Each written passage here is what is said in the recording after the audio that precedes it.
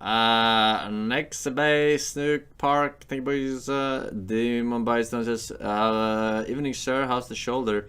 Not sure if you've seen this, but here's a short vid of Stewart Copeland and Spyro music.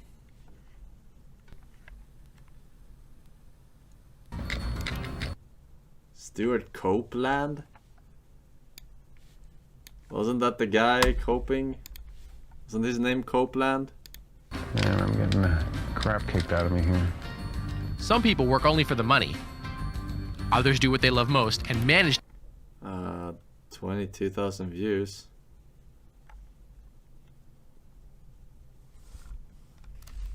I mean... to get paid for it. Do you mind not interrupting me when I'm working?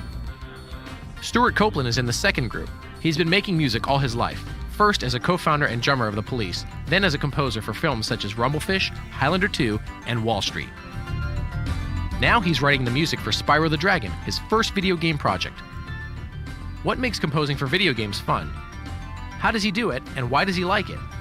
PlayStation Underground visited his small, unmarked studio in Hollywood, where he showed us some secrets.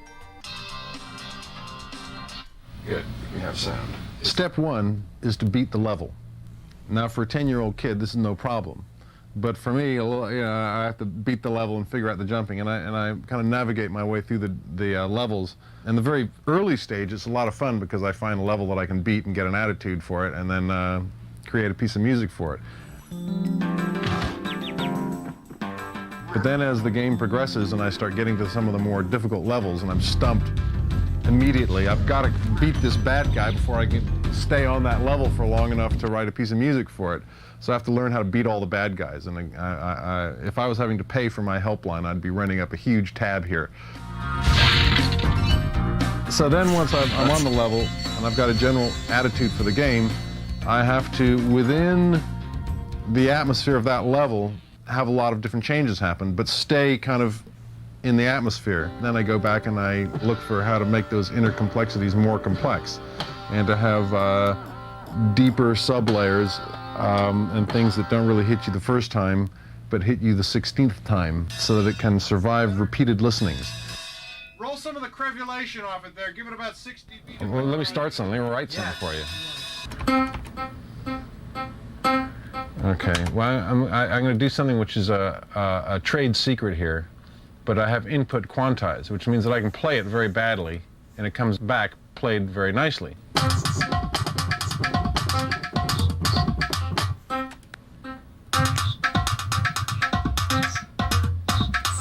I can loop those two bars there, so it'll just go around and around and around those two bars. Okay, now let's get some bass going there. Okay, so there's a bass line. Now let's get some drums happening.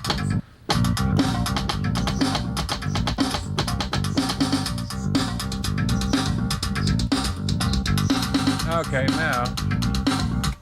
now let's get some heavy metal going here. Okay.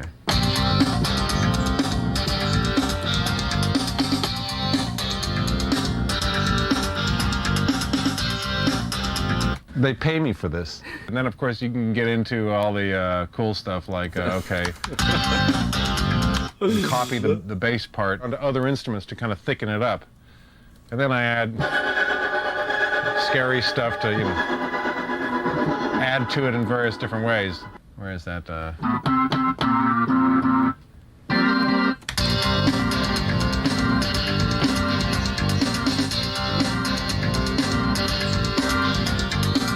Now, this is really where I'm giving away the trade secrets. This is where Mozart would be jumping out of his grave and saying, I want to live in this century, where I transpose that part from there up to there, and it plays that same piece of music. I want to live in this century.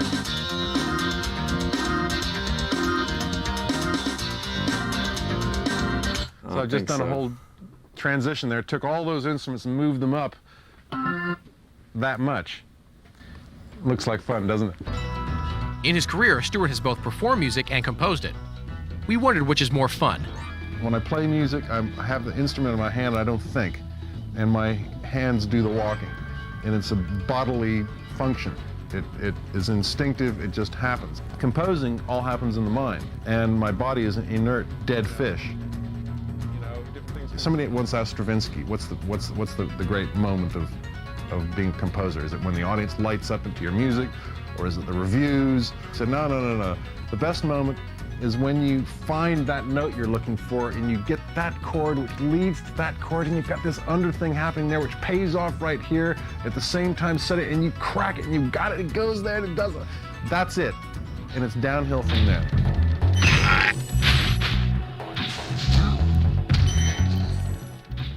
What's it like to compose for the PlayStation?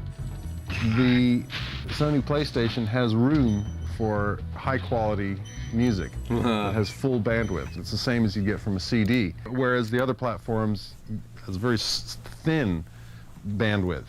And the thinness of the bandwidth puts an imposition on the composer where he has to create sounds that'll fit within that. On these CD-ROM games, there's so much space. I don't have to worry. I can let up full symphonic sounds there. In fact, I have. In this game, I've got whole orchestra sounds that I recorded in Utah.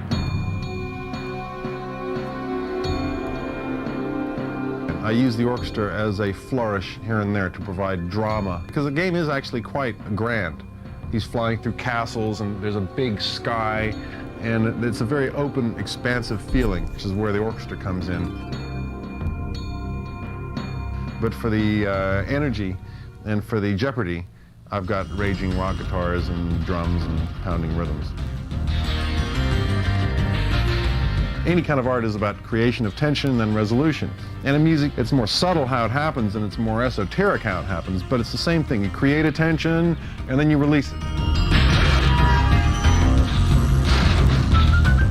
The most fun part of the process is being able to be in there like this, and I get a phone call and I can shout at my staff, "Don't interrupt me when I'm working." How long do you guys think it takes to learn without any previous experience playing any instrument, to use like a software that you have today to make music, to be decent at it? You know what I mean? Like decent at the program. Like, because today's programs, I imagine they're quite advanced. 6 months, 1 year, that's such a short time compared to becoming decent at like just one instrument, right?